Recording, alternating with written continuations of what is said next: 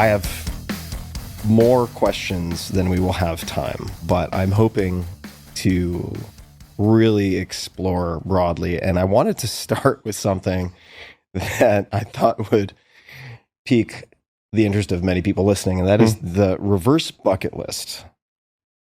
Is this something you still do? And what does it entail? Yeah. The reverse bucket list is something I do. Oh boy, do I ever do it. And it took me too long to figure this one out. When I was 50, I'm 59 years old. When I was 50, I found my bucket list from when I was 40. You know, it was a classic thing. And on my birthday, I would make a list of my desires and my ambitions. And I would imagine myself, visualize myself consuming or experiencing these things. And it would fire me up and make me, well, kind of feel like a loser, quite frankly, because it was lowering my sense of satisfaction, I subsequently found out.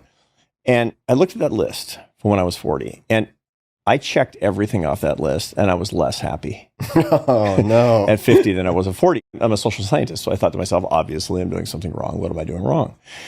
And basically, this is the problem. This is a neurophysiological problem and a psychological problem all rolled into one handy package. I was making the mistake of thinking that my satisfaction would come by having more. And the truth of the matter is that lasting and stable satisfaction, which doesn't wear off in like a minute, comes when you understand that your satisfaction is your haves divided by your wants. Haves divided by wants. That's the model. So, it's like I'll slow down because I know people watching you and like, let me write that down. Haves divided by wants. You can increase your satisfaction temporarily and inefficiently by having more, or permanently and securely by wanting less. I thought to myself, so what does that mean? And the answer to that, what does that mean, is I need a reverse bucket list. Not that I'm not going to get nice things in my life, but I'm going to be consciously detached from them by going through the exercise of writing them down and crossing them out.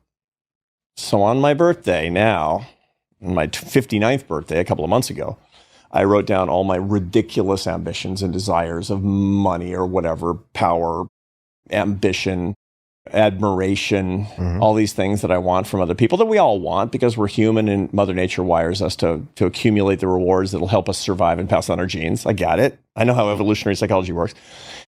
And I know that these things are going to occur to me as natural goals, but I do not want to be owned by them. I want to manage them. I don't want them to be like phantasms in my limbic system managing me. I want to move the experience of these ambitions to my prefrontal cortex, which is my executive manager, the bumper of tissue right behind my forehead. And the way that you do that is by looking at each one of these ambitions and saying, maybe I get it and maybe I don't, but I'm going to cross it out as an attachment. And I'm telling you, Tim, I'm free.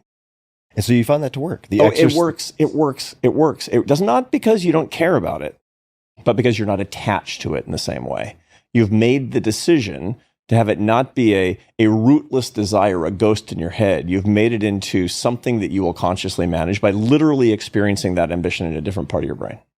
So you go through this exercise. So you write down whatever it is, receive such and such an honor, right. Sell so many copies of book X, right. whatever these are. All the stuff that guys like you and me do. Right. And then you have 37-inch arms, in your case, possibly. You're incredibly fit. I'm not hitting on you. I'm just saying I aspire to... You're a beautiful man too, Tim.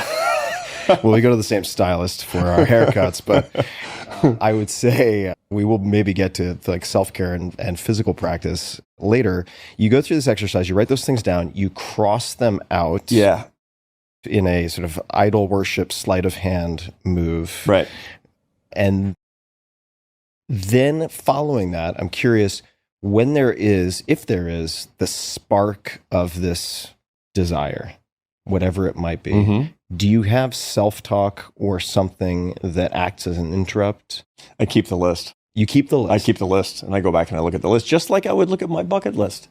Later, every 6 months, or every year, every 10 years, whatever it happened to be, I go back and look at my reverse bucket list and say, am I living up to this?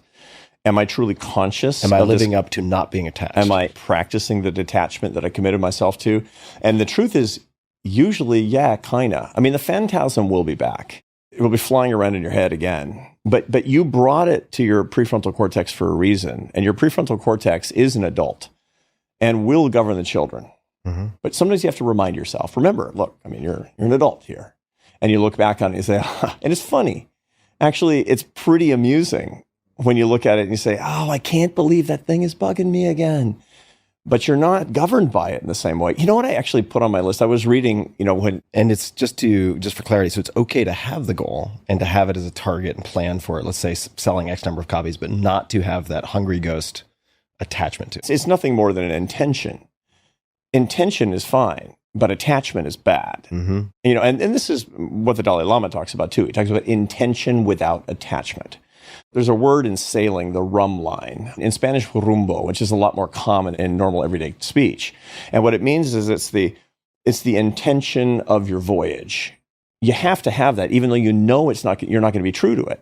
Because if you don't know, you're just going to be going in circles. You'll just be like, I don't know, I've been out to sea for a long time. Who knows where I am? It'll be like one of your vacations.